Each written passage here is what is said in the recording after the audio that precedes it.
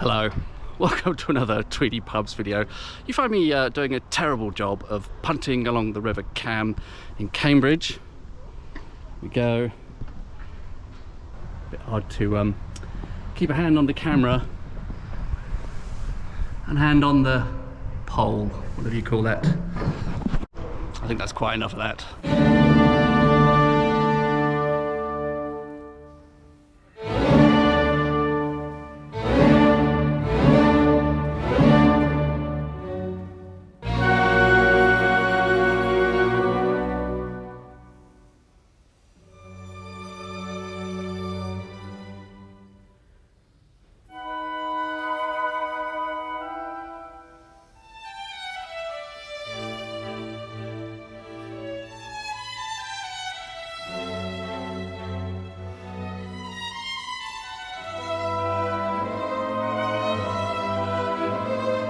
Anyway, onto the pubs.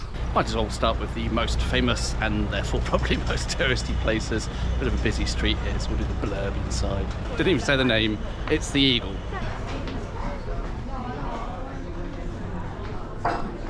Sorry about the weird camera angle. Cheers from the Eagle. This is a surprisingly busy pub for a weekday lunchtime outside of term time, I believe, in Cambridge. It's a Thursday lunchtime. Pretty much packed. Hard to find a quiet corner to do the blurb about the pub, but this is the best I could do. It dates back to at least 1667, and I don't know if you got a glimpse of that from the front, but you can still see the sort of arch that generally signifies a pub that used to be a coaching inn. I think that is its history. It's first recorded in 1667, may well go back further than that. The pub has two main claims to fame. The first, that in 1953, Crick and Watson announced to the drinkers here at us on a Saturday lunchtime that they had discovered the secret of life. They discovered DNA. It's an oft-quoted fact, but can you imagine actually walking into a pub and announcing a scientific discovery? What sort of reception do you think you would actually get from the regulars? I know what it would be like at my local.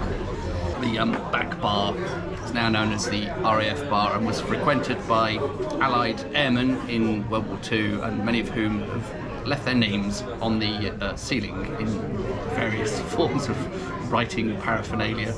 And there's a lot of knickknacks and memorabilia associated with the RAF, and I believe other military paraphernalia in there.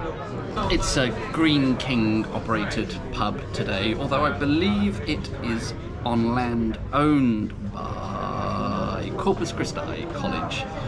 But, I'm having the interesting drainage sounds.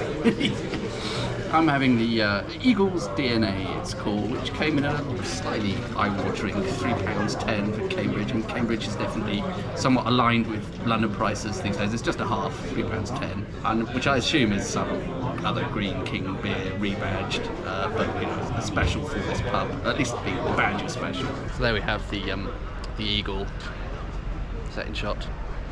Interesting seeing the different patterns of tourism. I suppose that's the equivalent of the Turf Tavern in Oxford. The Turf would probably be the most famous pub on the tourist trail in Oxford. And in Oxford, the majority of tourists were American. Here in Cambridge, the majority seem to be Chinese, which is, I don't know, is that just a facet of what gets in the guidebooks? Not really sure. Are you fun today, sir? Okay. Oh, sorry, I'm talking to my imaginary friends in this little box on a stick. So, let me try that again. I was put off by a guy asking me if I wanted to go on a punting tour. I've already just done that all by myself. Next pub, The Mill. Cheers from The Mill. I don't think the pub is particularly venerable. I think the name refers to the fact that it's on Mill Lane for a start, and there used to be some textile mills. This was sort of Cambridge's little corner of industry at one time, now no more, of course. Right by the river. It's a lovely spot by the Cam, where there's a kind of sort of a lock and a weir here, and it kind of cuts the Cam off into two halves. Over in this direction, you can take a punt to Grantchester. Over in that direction, towards the backs of all the colleges.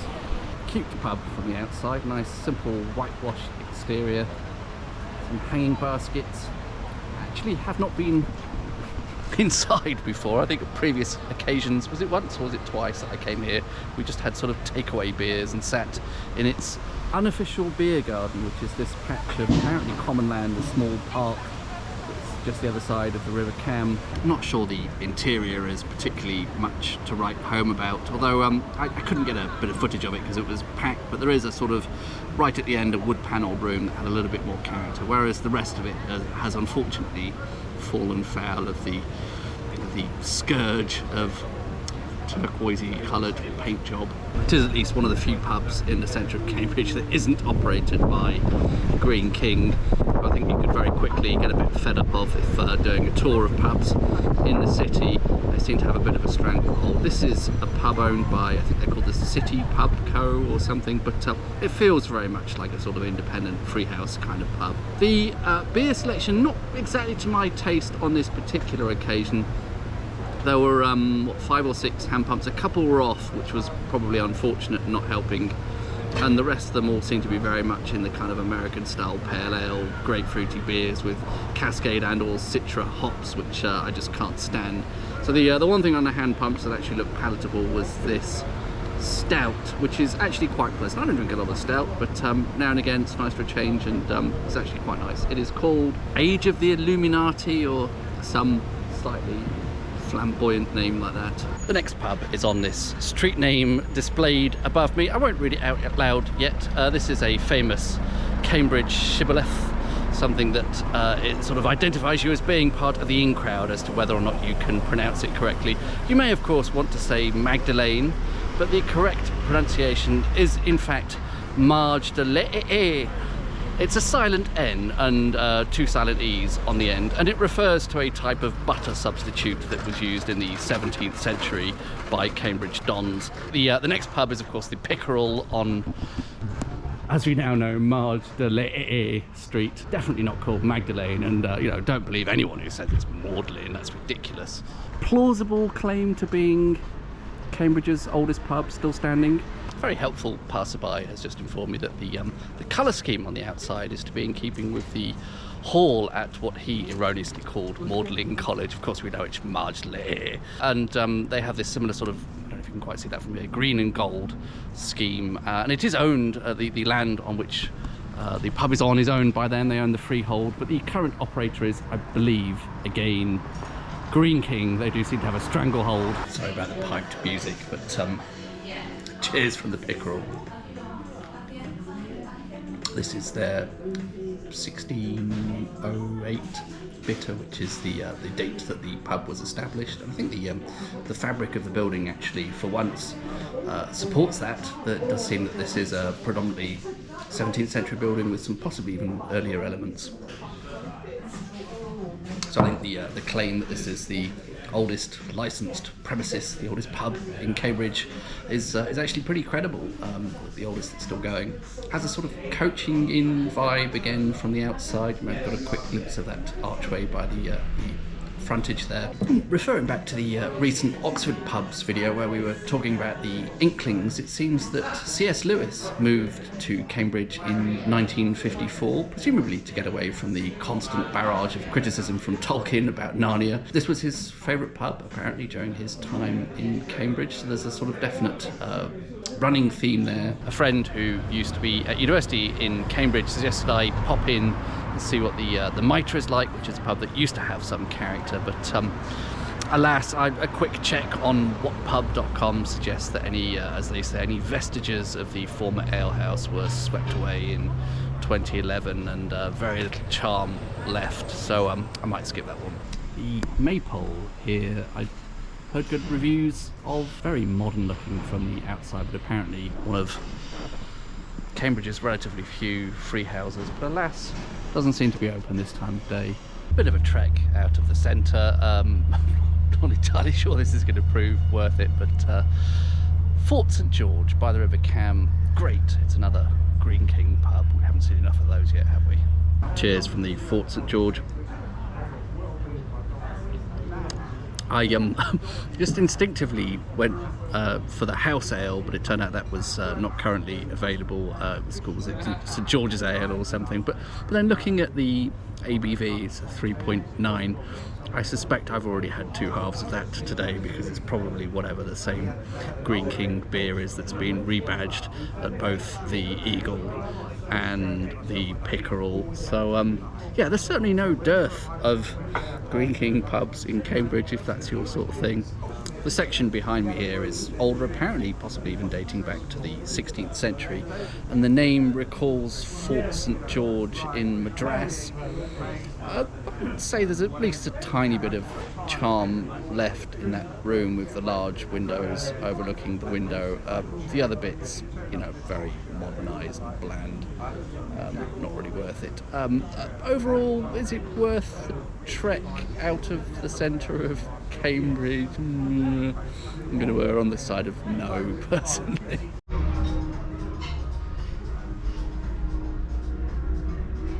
Okay, we're into a very residential part of Cambridge now, way off the tourist trail. I think the only person spoiling the presumably predominantly locals atmosphere here is going to be me.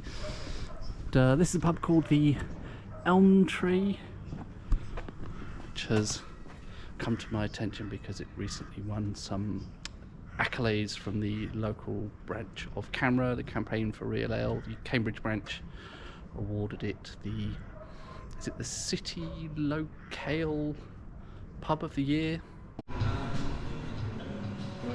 It's an apple. Right, if anyone comes to the pub, you know how many. So that was the Elm Tree. I got chatting to one of the locals and the chap behind the bar, and therefore didn't get much of a chance to film much inside. But I believe it's a Brew Point Brewery pub, or I should, it sounded slightly complicated, Wells Brewery pub, and they're now sort of rebranding the brewery side of their operations as Brew Point. Slightly confused by that. And about three guest ales plus 3 Brew Point mandated ales. Anyway, I would say that had a great sort of local / community pub feel. Definitely not a tourist pub. On to King Street now, which I think is the site of an infamous Cambridge tradition of some sort of pub crawl involving, is it 8 pubs along this street without going to the toilet or something of that ilk? But I won't be doing that today, rest assured. So here we are on King Street, the champion of the Thames. I tend to lean quite heavily on CAMRA's inventory of historic pub interiors.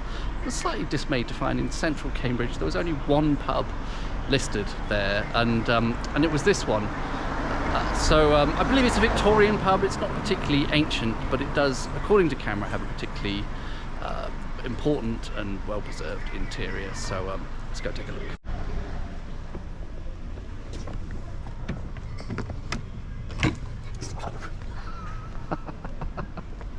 Try this door. Cheers from the champion of the Thames. Late 19th century, still quite a lot of original features. We take you for a quick whiz round. Fixed benches there. I think this alcove, now turned into seating, was originally a fireplace. Very nice etching on the windows, continuing the pub theme, champion of the Thames. Very nice little corner bar on this side.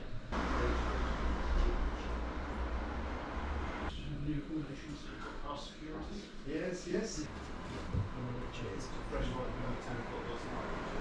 Again, very nice sense of sort of community pub. Well, that's sad. I think over there is the one-time site of the St Radegund pub. It's like it's being very extensively refurbished, and I doubt it will ever quite be the same again. Next up, another, I suppose you could call this something of a backstreet boozer, but I think it is a bit better known than perhaps some of the other pubs I visited out of the centre of Cambridge. This is the Free Press. It's on CAMRA's inventory of outstanding conversions and renovations. Apparently has been a pub since 1834. And the unusual name, the Free Press, comes from a very short-lived temperance spouting newspaper that I believe was only ever published for a single issue, so that was clearly not a very popular theme in this neck of the woods, which I'm very glad to hear. Cheers from the Free Press. It is once again another Cambridge pub that Green King seems to have stuck its oar into one way or the other, but I believe this is there's a distinction, isn't there, between a tenanted pub and a managed pub. As I was discussing with one of the regulars at the Elm Tree a little earlier, and I think this falls into the tenanted pub category, so they have a lot more free reign in terms of the beers on offer, and the and I think it also applies to the sort of the decor and the food offering and everything else. So nominally operated by Green King, but with a lot more free reign from the current landlord and or landlady. I think this is definitely got a very nice feeling inside of sort of character and individuality, despite the fact that, like I say, Green King has had to sort of somehow get its claws into it, but definitely a fair amount of character to this pub. Well, I'll tell you what, that little half of Mould Trap was both the best named and best tasting beer of the day. I doubt it's going to be bettered at this point, so well done, the Free Press. Cheers from the Cambridge Blue. This is a bit of a TARDIS of a pub. We're on looks to me like a back street or a side street of Cambridge, quite a residential area, and not huge houses, run of terrace houses. They're not individually very large, and yet you come into this pub and it's just this vast, sprawling sort of beer hall-like place. I think it's a bit of an institution in Cambridge. Seems to elicit slightly mixed feelings from the people I've talked to that know Cambridge well. Some people love it, bit of a Marmite pub. Some people love it, some people not so fond. Huge number of hand pumps back there. Hopefully got a bit of a shot of that along the bar. It all seemed to be really quite, you know, Citra hops, Cascade hops, American style pale ale, those kind of beers, leaning on the beer side of things. So I was a little bit struggling to find a beer that I was actually particularly interested in, but there were a few ciders on tap, so I've gone for the Lily's Scrumpy cider, 6% ABV. That may be a slightly ill-informed decision at this stage of the proceedings. But then you just explained to Jordan that, right? Similarly, surprisingly huge garden, beer garden at the back, and quite a lot of it covered under a presumably fairly permanent marquee there. Weirdly, what looks like at the back a gateway directly into the Mill Road Cemetery. Bit odd. There you go. So the Cambridge Blue there. I'm not quite sure I understand what all the sort of sniping I've heard about it is. I mean, I went there when it was quiet and it seemed perfectly fine for that start of. The guy started sanding his front door again. And it's not hugely pubby in a way. It is sort of huge and cavernous and beer hall-like, but it's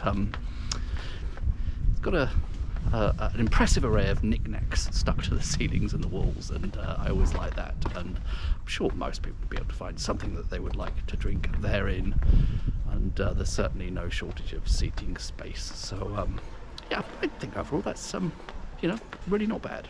Right, I think I may make this the final pub of today's tour. This was recommended to me both by an old friend who lived in Cambridge years ago. It's difficult to stand here like an idiot in the road without getting hit by bikes. Sorry to the cyclist of Cambridge. An old friend who lived in Cambridge, I don't know, 15, 20 years ago, plus one of the regulars at a pub I was in earlier, both said that the Kingston was worth, trying to get run over by bikes again, Kingston was worth poking my nose in at, and it's sort of on the way back to the station, so.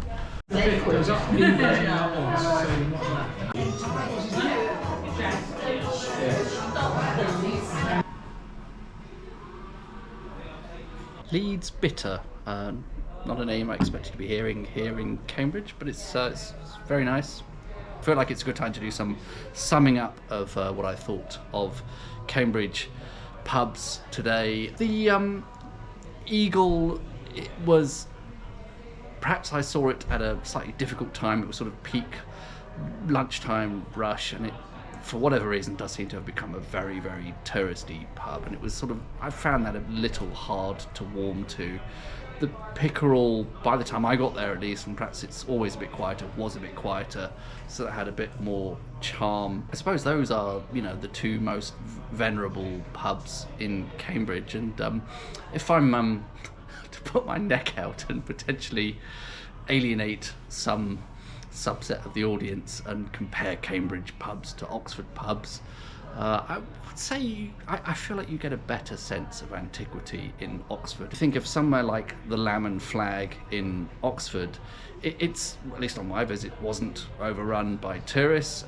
The decor had been kept sort of kind of really very simple and sympathetic, and yet there were corners of that pub that felt ancient, and also the beer offering was very good.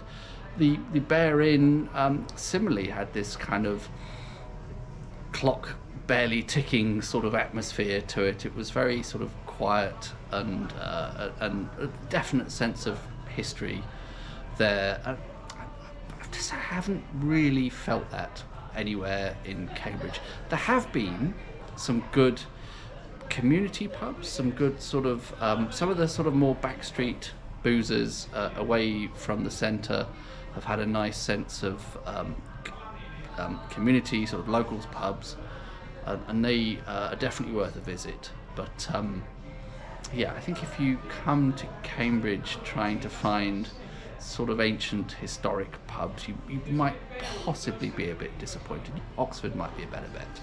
Sorry for anyone who is, you know, on the Cambridge side of the fence rather than the Oxford side of the fence. I hope some of that tour of Cambridge was interesting, entertaining, and or informative, quite possibly none of the above, but thanks regardless for watching, for sitting through it, and I'll see you on the next one. Bye bye.